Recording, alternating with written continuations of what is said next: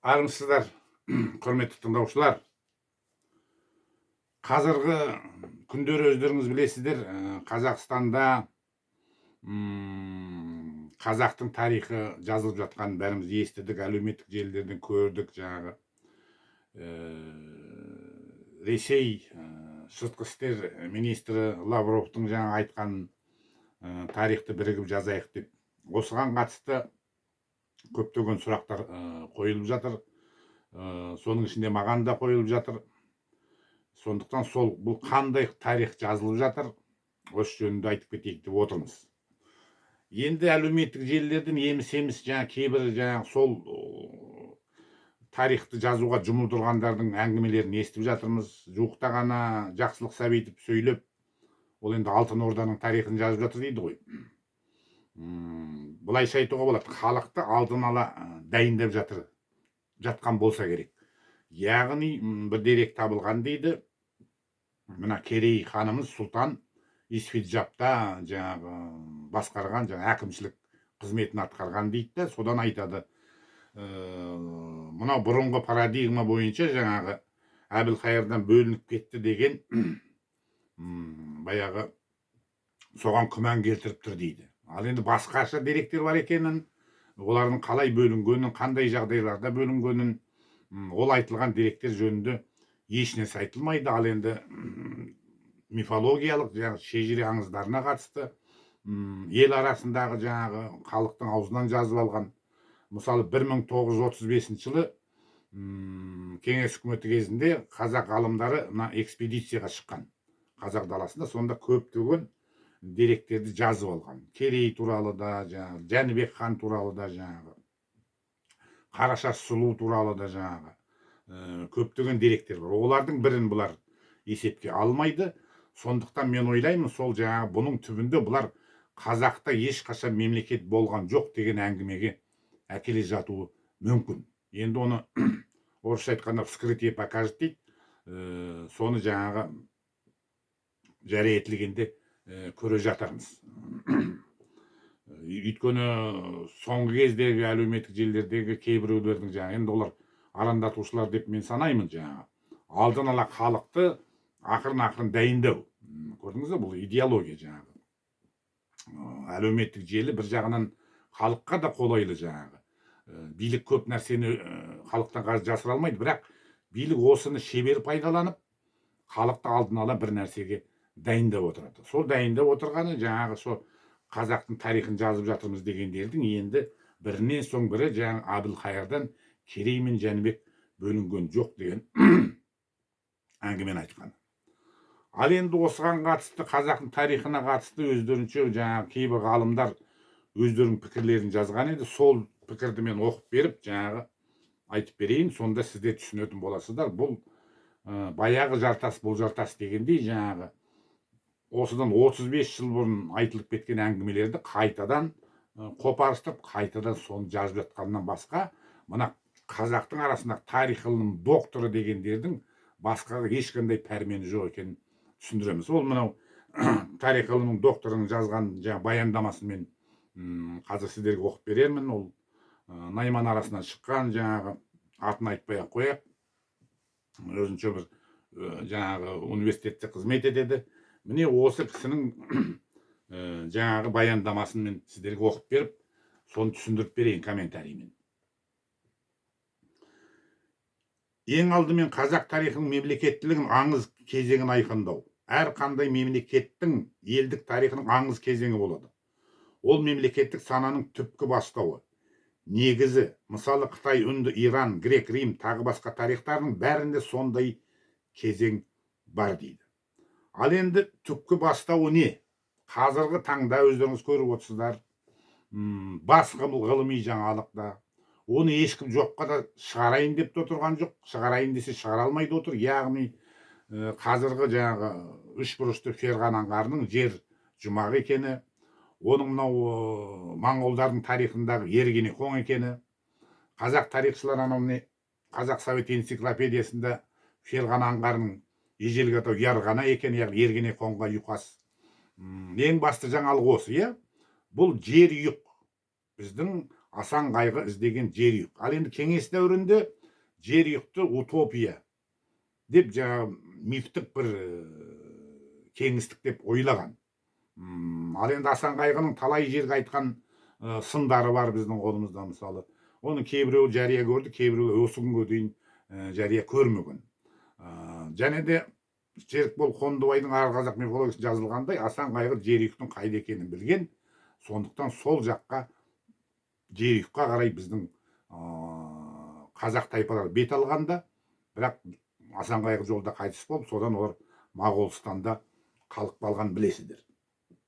Сондықтан бұл жерде, мысалы мен айтар едім, қазақ мемлекетінің санасын түпкі бастауы бұл жерде айтылды, ол жерұйық болу керек.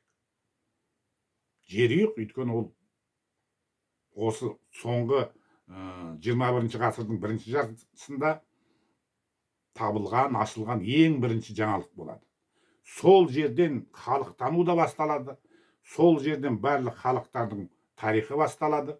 Оны кезінде Серікбол Қондыбай жазып кеткен, қазақтың тарихы қанқадан басталады деп. Ал енді кеңес дәуіріндегі тарихшы, тарихының доктор Сергей Кляшторный өзінің жазғандарында сол тұрандықтардың қанқа қамалы мен қазақтың қаңлысының арасындағы байланыс барына ешкім осы заманда шүбә келтірмейді деп сол кеңес дәуірінде айтып кеткен. Яғни мемлекеттің қазақтар, яғни қазақ ұлты государство образующий нация дейді, яғни мемлекет құрушы ұлт болғандықтан, бүгінгі таңда қазақ мемлекеттілігінің санасының түпкі бастау осы жерұйық болу керек. Ал бұл жерде жерұйық туралы ешқандай да бір ауыз ләм-лим деген әңгіме жоқ. Мысалы Израиль халқы, еврейлер, сол жерұйық идеясымен қандай биікке көтерілген білесіздер.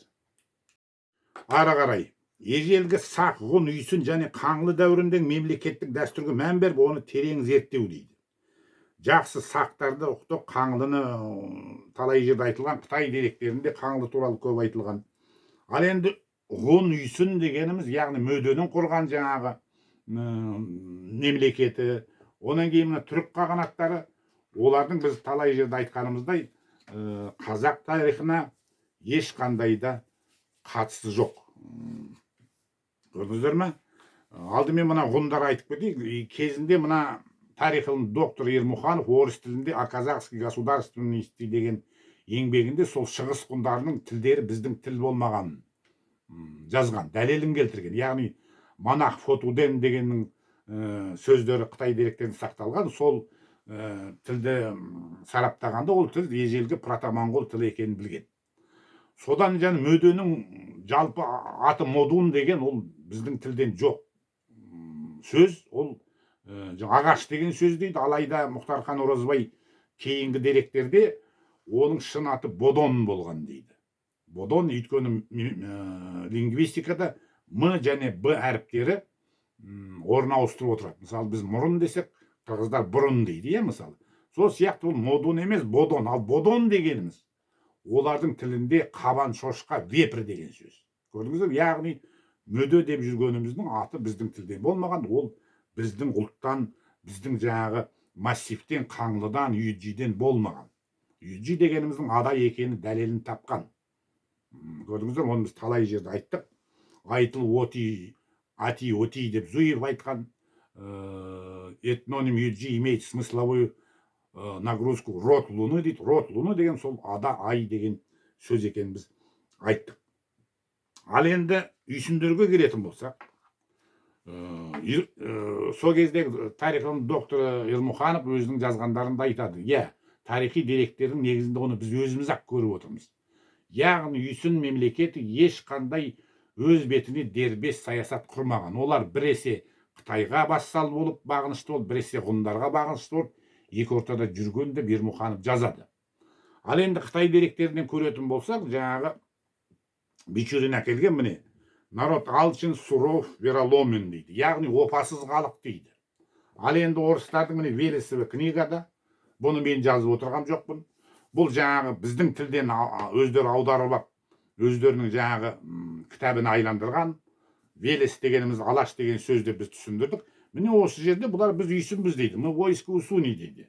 Бұларды шежіреде азық деп те айтады, ал тарихи деректерде бұларды язики дейді. Ал язиктердің Европа жаққа ауып кеткендерін барлық тарихшылар біледі десе болады. Міне опасыз халық дейді. Мүмкін біздің аталарымыз осы ежелгі үйсіндердің опасыз халық екенін біліп, олардың тіпті үйсін екенін біліп, орыспен жолдас болсын, қойныңда балтаң болсын деп бекер айтпаған сияқты. Ал енді сол Бичуриннің деректерінде оның қазақша аударылғанда нұсқалары бар. Сонда жаңағы Қытайдың елшілері айтады екен, мына қаңлылар дейді, біздің алдымызда вассал ретінде тізе бүккісі келмей, бізді қорлап, тіпті бізді қабылдауға келгенде тіпті үйсіннен төмен отырғызып қояды дейді. Юджилер де бұларды мойындамаған, көрдіңіз бе? Ал үйсіндерге келіп жаңағы Қытайдың сыйлықтарын көрсетсең, олар біздің алдымызда вассал ретінде тізе бүгеді деп кәдімгідей айтылған.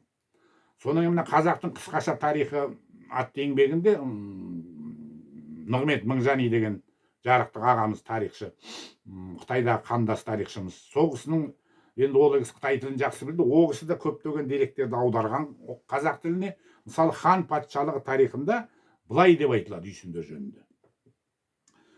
Үйсін әскерлерінің хан патшасы әскерлерімен қолқабыс ету үшін қолбасы Джао Хуй үйсін әскеріне жіберіледі.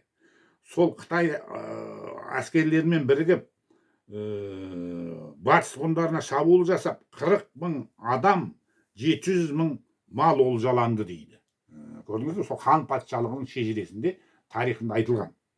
Хан патшалығы батыс өңірде өкіл әкім мекемесін құрады.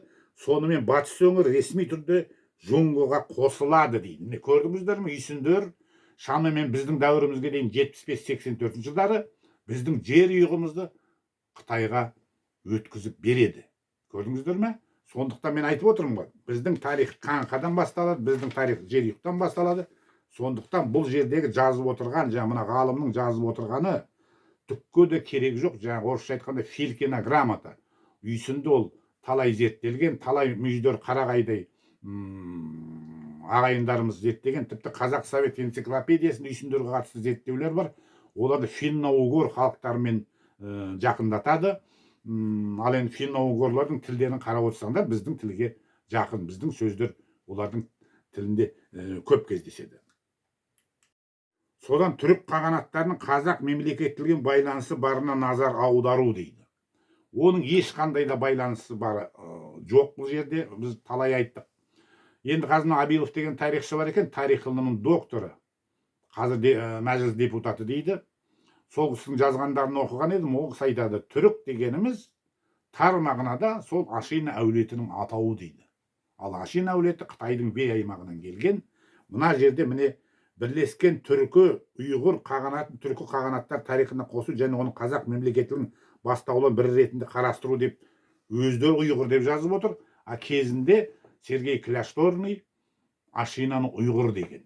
Ал енді адам мен жануар, хайуан жаңағы қаншық қасқырлықты деген ол идеологиялық әңгіме, яғни ұйғыр мен Қытайдың қосындысы деп бізге түсінуге болады. Ал енді ұйғыр деген ұғым ол Мөденің заманында пайда болған. 24 тайпа бірігіп, айранда үйікті деген сөзден ұйғыр деген сөз пайда болды деген бір нұсқа бар. Негізі ол олай емес, оны біз кітабымызда басқаша жазып отырмыз. Жалпы бұл жерде ұйғыр дегенде сол Мөденің адамдары деп түсінуіміз керек. Мөденің жаңағы елі деп жаңағы. Мөденің елесі шығыс ғұндары, олардың өздері Қытаймен сүйек шатысқа түскен. Сондықтан біздің Құрбанғали Халидидің Аягөз наймандарының аузынан жазып алған шежіресінде шығыс ғұндардың Қытайдың бір түрі дейді. Көрдіңіз, бұл Қытайдың бір түрі, сол ұйғырлармен сүйек шатысқа түскен Қытайдың бір түрі болады. Көрдіңіздер ме? Бұл жердегі ендігі мәселе, мысалы, дәл осындай тақырыпқа келгенде, мына тарихи деректер Юджи Кушан патшалығы зерттелу керек еді. Ал енді сол Юджи Кушан патшалығы мына тарих ғылымында Ресейде Кушанский проблема дейді. Өйткені кеңес дәуірінде бұны терең зерттетпеген, өйткені зерттеген кезде бұның артынан қазақтардың шыға келетіні олар анық біліп отыр. Көрдіңіздер ме? Міне өткенде айттық қой, мынау тағы да теңгелердің суреті бар еді, таба алмай қойдым. Міне жалды айыр, яғни жалайыр таңба, міне бір қолында жаңағы Найманның ноқта таңбасы тұр, арт жағында бұқа тұр. Бұл таза тұрандықтар. Тұрандық деген ол біз, басқа ешкім емес. Түркі деген ол біз емес. Біз тұран еліміз, тұран ұрпақтарымыз. Көрдіңіздер ме?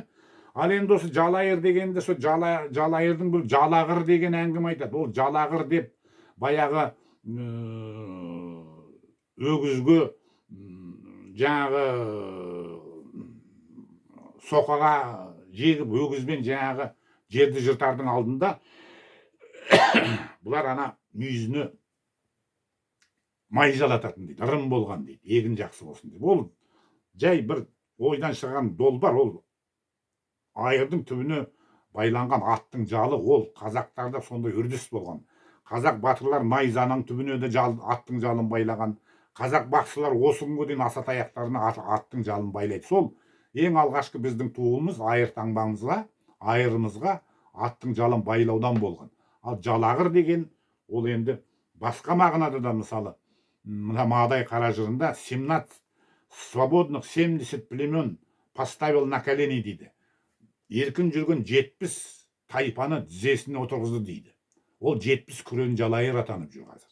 Көрдіңіздер ме? Сондықтан жалағыр деген сөзді жалайырға жапсырмау керек. Яғлақарың да жалайырға еш қатысы жоқ. Ол ұйғырлардың жаңағы ақсүйек әулеті екен. Сергей Кляштурный Қазақстан летопись 3000 деген еңбегінде жазып айтып кеткен. Міне осы Йоджи Кушан патшалығының, мен сіздерге айтайын. Йоджи Кушан патшалығын, енді 3 патшасының атын айтайық. Біреуінің аты Герай болған, Герай деп жазған, Керай ғой, Керай, кер, үлкен ай, толған ай деген сөз. Екіншісінің аты Агесил, мен ойлаймын, бұл ақ асыл деген сөз болса, өйткені бұлар ақ нефталиттер болады. Мадай қара жырында оның халқын народ его бұл светлолик дейді, бет алып беті ақ жүзді болған дейді. Үшіншісінің аты Канишка, ол кәдімгі біздің қан ішкен деген сөзден болса, өйткені сол заманнан бері біздің аталарымызда да, біздің жауларымыз ғұндар да оны алды. Кейін мынау Ақтабан Шұбырындың кезіне дейін жаңағы біз шежіре деректерінен білеміз, жаңағы жеңілген жауды бауыздап қанын ұрттап ішетін үрдіс болған біздің батырларда. Көрдіңіздер ме? Міне қан ішкен дегеніміз сол Канишка, қазақтың Қаныш Сәтбаевтың Қаныш дегеніміз де осы біз дәстүрге қатысты деп айтуға болады. Анау Астрахан жақта Ганюшкина деген жер, ол Қанышкен деген жер дейді. Көрдіңіздер ме? Ал енді мына кейбір этнографтар мына орта жүзде Керей мен Жетірудағы керейіттер екі бөлек дейді. Менің ойымша бұл керейіт деп Рашид ад-Дин жазады. Керейіт дегеніміз сол Йоджи Кушан патшалығының Керай патшаның тікелей ұрпақтары болуы әбден мүмкін. Өйткені біз мысалы Шыңғыс ханның ұрпақтарын Чингизиді дейміз ғой. Ал Керайдың ұрпақтарын Кераиді деп сол заманнан айтып, кейін қағазға солай түсіп қалу әбден мүмкін. Керай деген, яғни толған айдың бір атауы, яғни адай этнонимінің бір синонимі деп айтуға болады. Енді біздің кітабымызде бұл жаңағы арғы қазақ деген тарауы бар. Сол жерде осы Йоджи Кушан патшалығы туралы біз жазғанбыз. Енді мысалы сол ұлы жүздің тайпаларын айтайық. Ұлы жүз ешқандай да үйсін емес, этникалық. Олар сол үйсіндердің жерінде отырғандықтан олар үйсін аталып кеткен. Ал мына Велесова книгада біз Жетісудан кеттік, яғни үйсіндердің жерінен кеткен. Сондықтан мы войско Усуни, біз үйсінбіз деп, үйсін әскеріміз деп өздері айтады. Қазіргі үйсін дегендер ешқандай да үйсін емес. Олар Моғолстан тайпалары, яғни Шыңғыс ханмен бірге әлемдік тәртіп орнатқан қазақтың тайпалары болады. Осыны Шоқан білген, сондықтан өзінің таңдамалы шығармаларында Шоқан жазады. Бұл үйсіндер кейде өзін моңғолмыз деп айтады дейді. Ал енді моңғол мен моғолды шатыстырып жүрген, екеуі екі бөлектеп жүрген адамдар, олар тарихтан қалыс қалған, тарих ғылымында жай әншейін кездейсоқ жүрген адамдар. Мысалы Нұх пайғамбардың шежіресінде Ақсақ Темірді Созақ, Созақтан Моғол, Моғолдан асқақ темір, одан бабыр деп таратылады. Көрдіңіздер ме? Мағол, моңғол, мұғол, оның бәрі біздің атауларымыз. Мұңал деген сөздің ежелгі мұңғол деген айтылуынан болып кеткенде біз айтқан едік. Яғни бұлар ешқандай да үйсін емес. Бірақ ішінде бір тайпа үйсін бар. Оның ДНК-сын біз Жақсылық Сәбитовтан талай сұрадық, нақтысын айтпай отыр.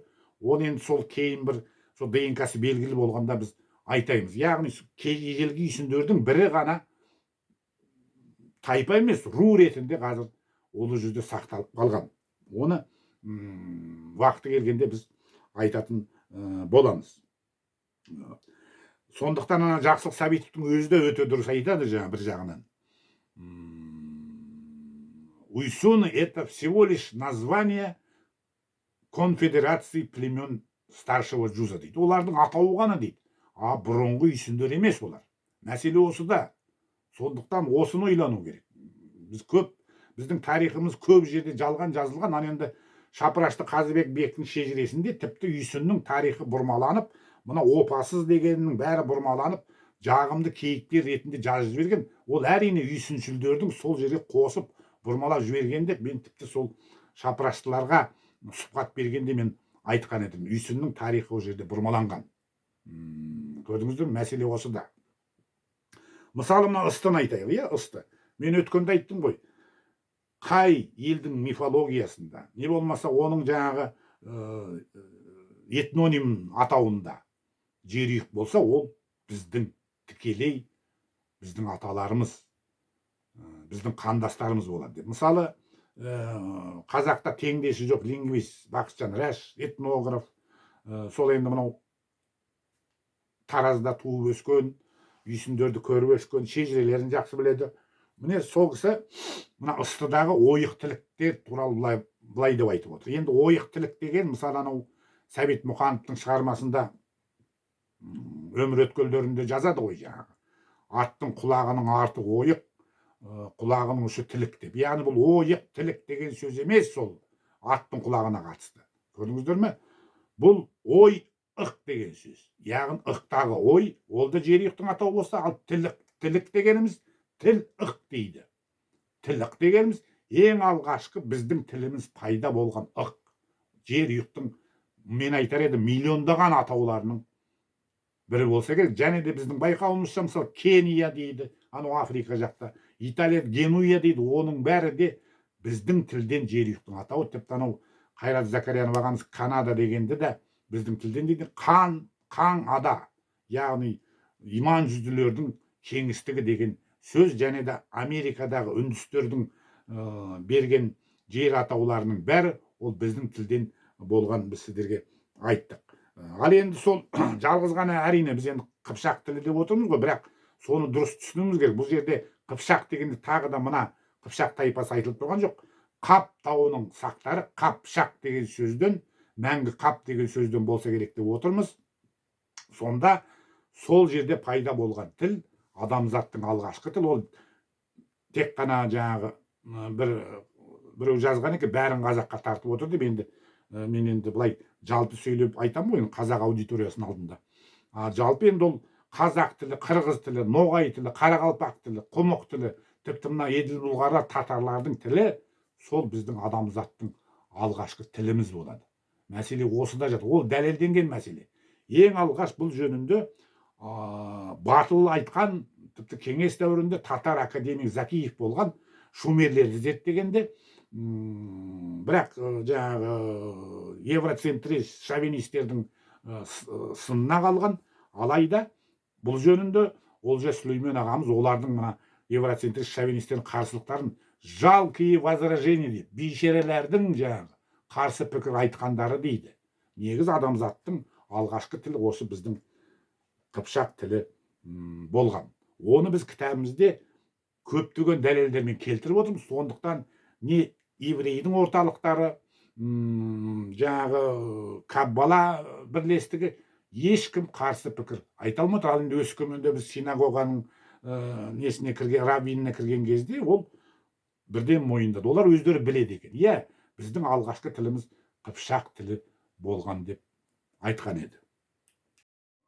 Сонан кейін айта кету керек, мысалы иә, мына Юджи Кусан патшалығы ол мына Арал теңізінің Ганга өзеніне дейін Үндістан. Ал Ганга деген ол біздің қаңғы, қаңғылы, қаңғалы деген сөзден болғанына оған еш күмән келтіруге болмайды. Шамамен 4-ші ғасырларда Юджи Кушан патшалығы ыдыраған дейді. Алайда 5-ші ғасырда Қытайларға бұлардан елшілер келіп отырған дейді. Ал енді менің ойымша осы Юджи Кушан патшалығы ыдырағаннан кейін барып, мына қорайыштар Арабияға атпен келген. Көрдіңіздер ме? Ол хадистердің ол өз жайына, ал дін тарихы, дінді, ислам дінін зерттеуші кәсіби тарихшылардың зерттеулері олар өз жайына. Көрдіңіздер ме? Сондықтан мына Жизнь Мұхаммеданың жазған Ирвинг деген еврей болса керек, ғалымның айтқанында соның жаңағы мына пайғамбар Мұхаммед ғалайссаламның пайда болу, дүниеге келуіне қатысты айтқандарында, пайғамбарымыз Мұхаммед ғалайссалам дүниеге келмес бұрын 200 жыл бұрын Арабияда кабилер, қақиндер қаптап кетті. Қақин дегеніміз ол пророкоподобный дейді. Мына қазақтың арасынан қазір шығып жатқан мына Мұратбек Асанұлы сияқты, Мұратбек Оразғали сияқты мықты абыз, сәуегейлер, көріпкел көрегендер қаптап кетті. Міне осылардың арасынан пайғамбар Мұхаммед ғалайссалам шыққан деп Ирвинг жазады. Көрдіңіздер ме? Ал енді ислам атты кітап жазған жаңағы француз ғалымы Анри Массе, ол кәдімгі ислам дінінің Арабияға шеттен келгенін айтады. Қазір әлеуметтік желіде мынандай бір жаңағы дау-дамай шығып жатыр екен. Жоқ, жаңағы біздің тілде түскен, қыпшақ тілінде түскен деп. Оған дейінгі уахидің бәрі қыпшақ тілінде түсті деп біз айттық қой. Сондықтан тағы да қайталап кетейін.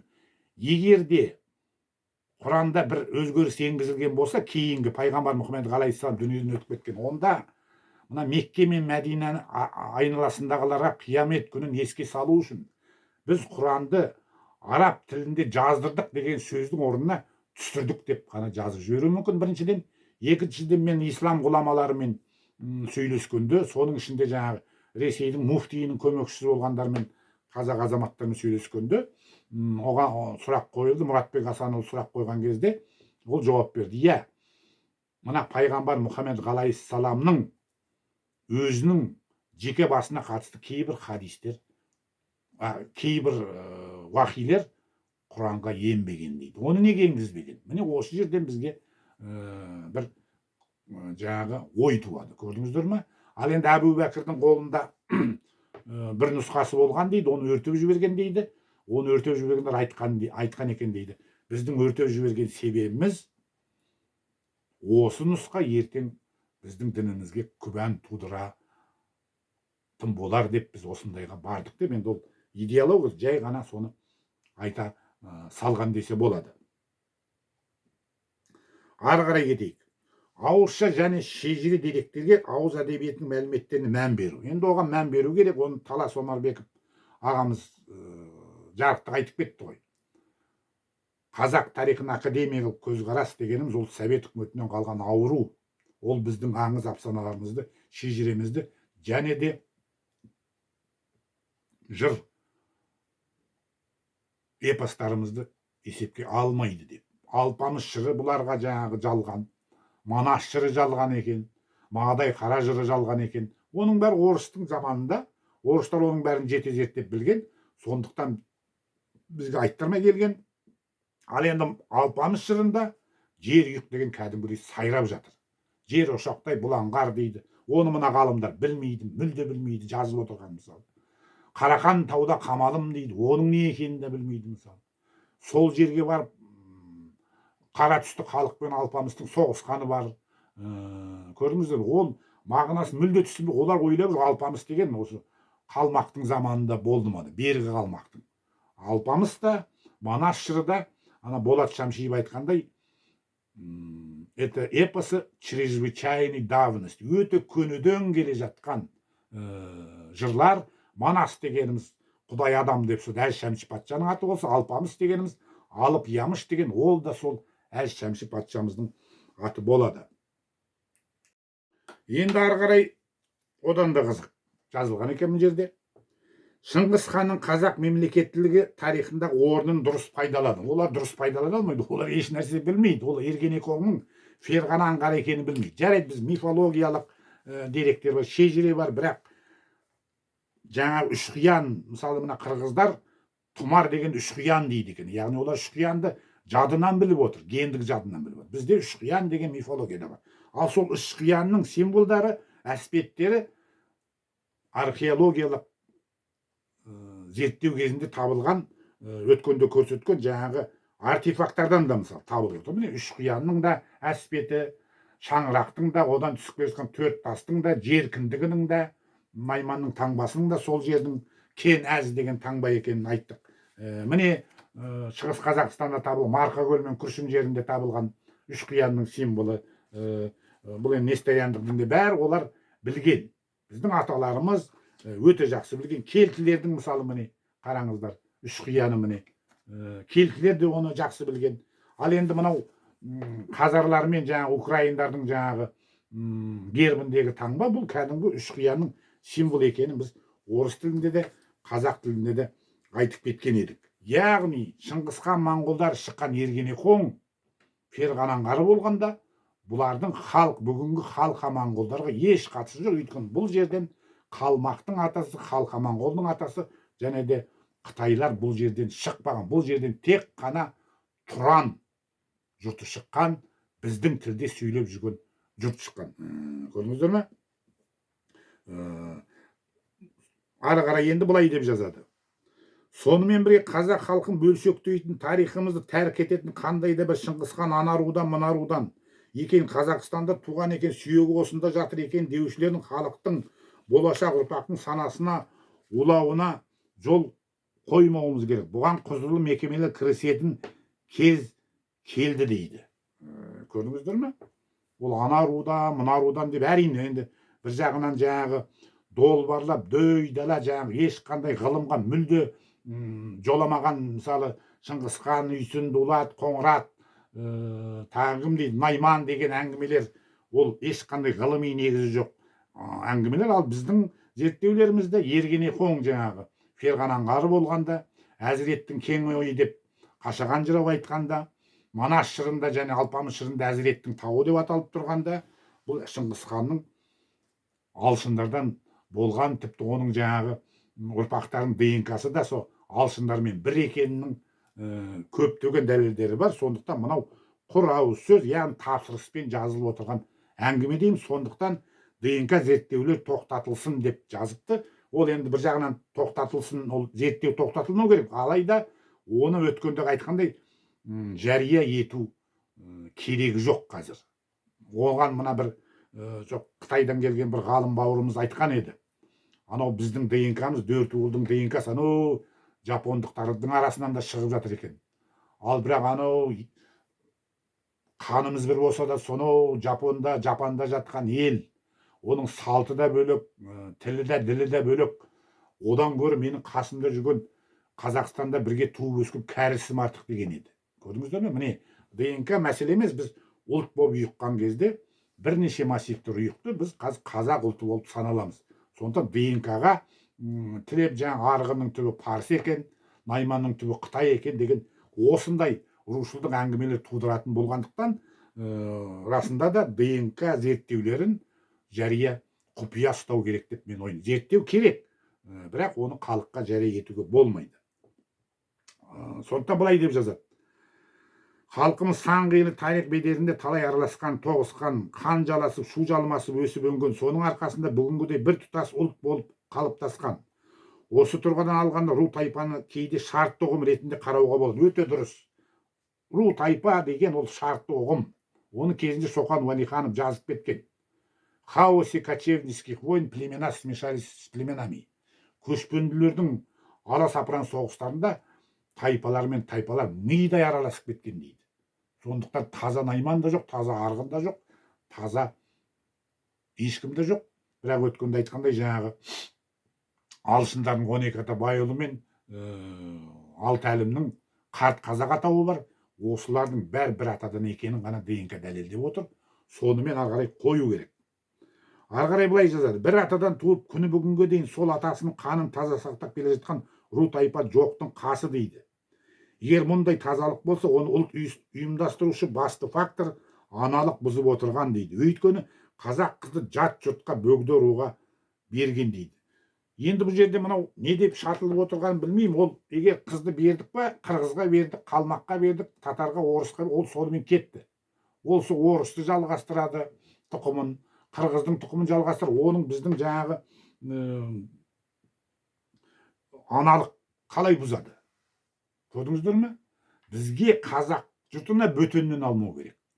Жатырдың жарасына ұрпағымыз айланбау үшін. Өйткені қазақ деген ұлы халық мысалы. Көрдіңіздер ме? Сондықтан анау қырғыздың жігітіне тимеймін деген қазақтың қызының сөзі бар ғой. Мен саған тимеймін. Егер мен саған тисем, ертең мен батыр табам, ол қазаққа шабады.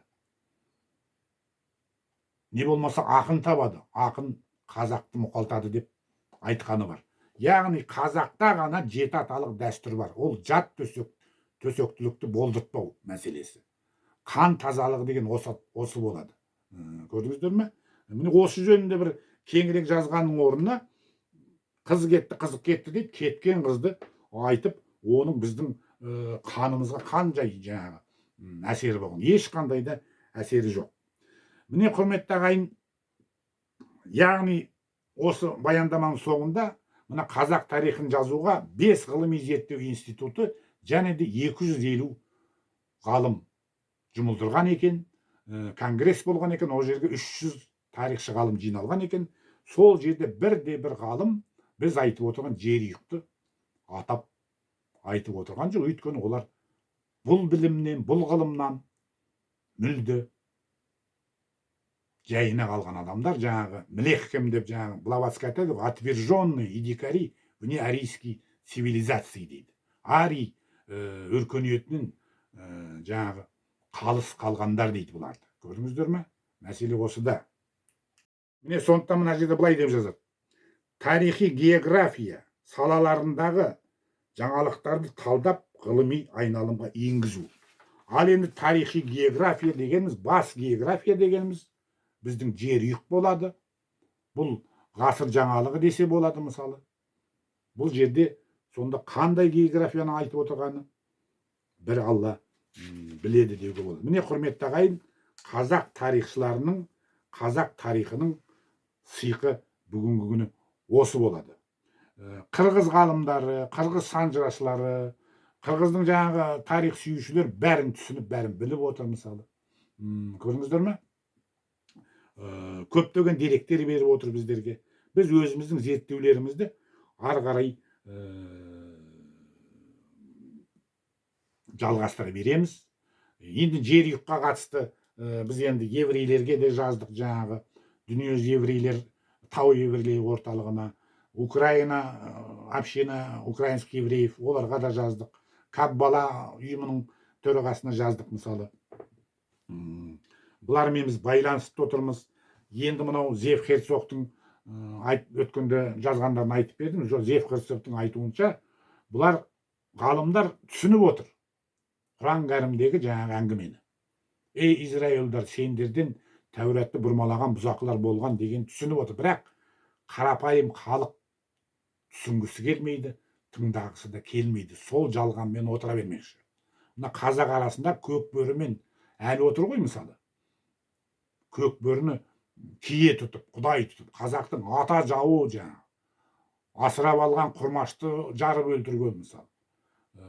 Айдалада анасы ұлына аман алып қалу үшін қызын лақтырып қасқырға құтылып кеткенде, қасқыр талай қамаған мысалы. Ол ата жау, қасқыр, тіпті түріктер құрт деп айтады. Құрт, жой, уничтож деген сөз. Көрдіңіздер ме? Енді осыған қатысты мына түріктердің жаңағы мифологиясын жігіттер салып жіберген екен. Міне сол жерде Қыдыр атамызды міне өлместің суын алып жатыр. Ақ атпен жүр. Өткенде айтқанда ақ атпен ақ жапан жабылған, ақ сопы деген осыдан қалған деп. Бірақ та бұл түріктер де адасып жаңағы мына Қыдыр атаның қолында аса таяғында қасқырдың басы болған. Бөрілі байрақты айтып отыр. Жоқ, Қыдыр ата өмірде болған кезде қасқырдың ата жау екенін ол жұрт білген арийлер. Көрдіңіздер ме? Сондықтан ол қасқырдың басын ту қылып алып жүру мүмкін емес. Ол кейінгі идеологтардың мынаған қосып жіберген әңгімелері.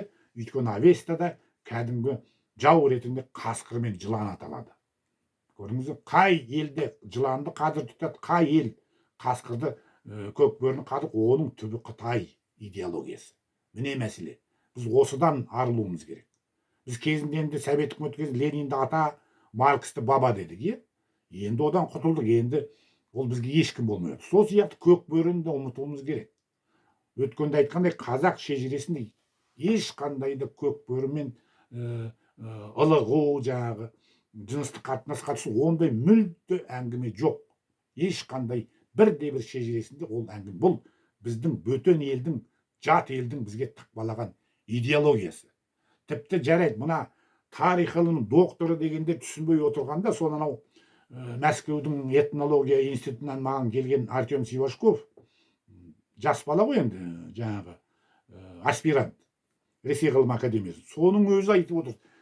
Мына қазақтардың ғалымдары, сіз мына тыңдаңызшы дейді, бір жаңағы бір Қалмақпен бір Мардвиннің ютубтағы сөйлеген сөздерін тыңдатты. Міне мыналар біліп отыр дейді, мырс-мырс күліп отыр дейді.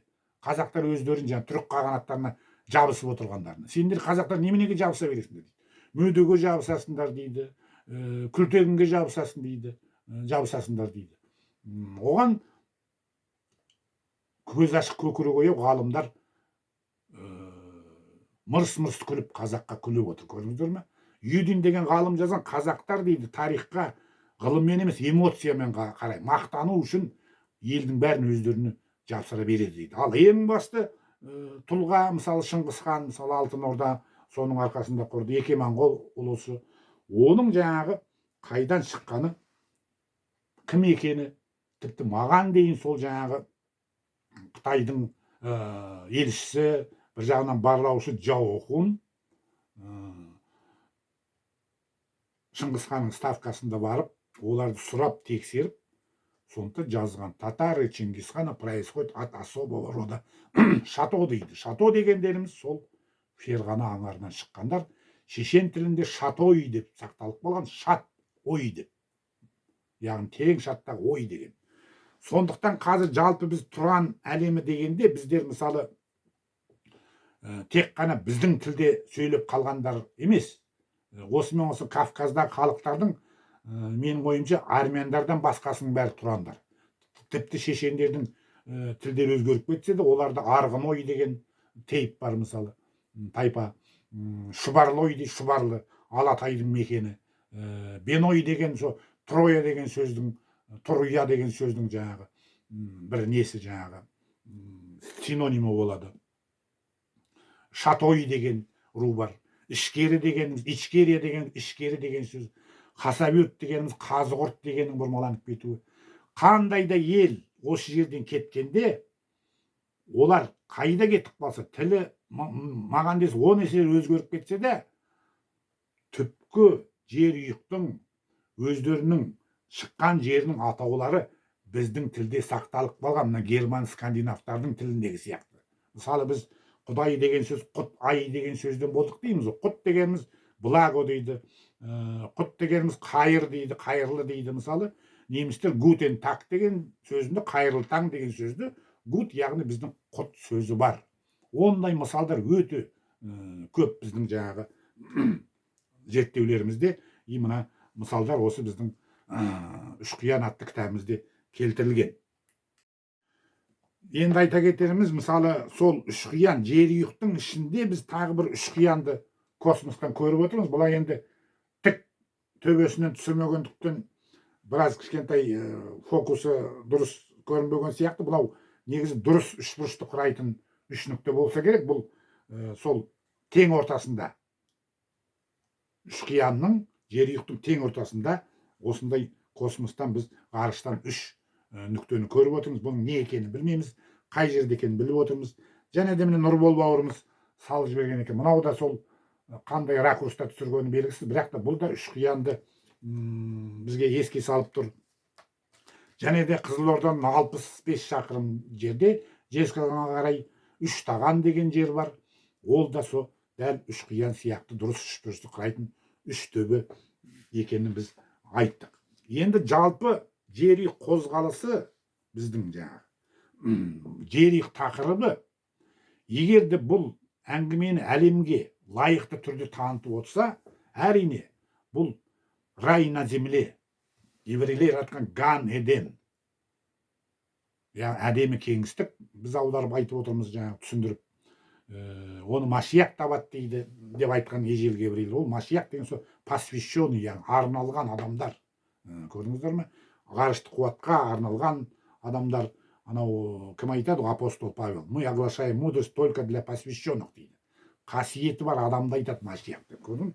Міне соны біз аруақтардың аян беру арқылы жаңағы Аллахтың қалауымен соны тауып айтып отырмыз. Сондықтан егер бұл мәселе лайықты түрде дәлелденсе, онда күллі Европаң болсын, басқа ел болсын, мына Дубай, Субайға бару жайына қалады. Бұлар жастар болсын, үлкендер болсын, жер жұмағына туристік жаңағы орта жасауға болсын. Осы жөнінде біз Қырғызстан президенті Садыр Жапаровқа жазған еді. Қазір сол президентпен кездесуге қатысты Қырғызстаннан бізге ұсыныс түсіп отыр. Көрдіңіздер? Өйткені ең басты дәлел, ең басты тау ЮНЕСКО-ның қарамағына алынған Сүлеймен тау, еврей деректерінде Библияда Синай тауы дейді, ол Сыңай деген біздің тілден деп айттық. Ол Қырғыздың қолында тұр, Аллахтың қалауымен. Көрдіңіздер ме? Сондықтан міне осындай деңгейде зерттеу жүргізіп, осыны жаңағы жарыққа шығарайық деп біз әзербайжандарға хабар бердік. Әзербайжандар айтып отырмыз, олар тарихтан терең емес, көп нәрсені білмейді, тіпті түсіне де алмайды. Ал қырғыздар бәрін біліп отыр, бәрін түсініп отыр. Егер қырғыздың қарапайым халқы түсініп отырса, қарапайым жаңағы тарихшы, әуесқой тарихшылар түсініп отырса, әрине президенті, басшылар, министрлер түсінеді. Сондықтан сол президенттің айналасындағы министрлерден бізге кездесуге ұсыныс түсіп отыр. Ол жақта қазір менің өкілім, қолында қағазы бар менің жаңағы өкілім деген, сол жақта қазір жұмыс істеп жатыр. Ал енді осыған қатысты мен ең алғаш осыны табылып, дәлелін бәрін келтіріп, басқа мифологиялардың бәрін сараптап келіп, кітапты жазып біткеннен кейін ең алғаш сол Қазақстан Республикасының спорт және туризм академиясының президенті Қайрат Закарьянов ағамызға айтқан едім. Ол кісі жаңағы барамыз, Қырғызда менің құдаларым бар деп 2 кітап алған еді. Одан Аллаху акбар, Қайрат Закарьянов та жоқ, кітап та жоқ, ешқандай әңгіме де жоқ. Кейін Қайрат Закарьянов ағамызға барыстың жаңағы терісімен подстава жасалып, қылмыстық іс қозғала жаздап, содан ол кісіні біз осы күнге дейін көріп отырған жоқпыз. Енді бір қарасақ, Қайрат Закарьянов жаңағы анау Түймебаевтардың ойлап тапқан жаңағы Зәріпбай дегеннің Шыңғысхан туралы жазған кітабын насихаттап жүр екен. Міне, құрметті ағайын, қазақ тарихының сиқы осы болады.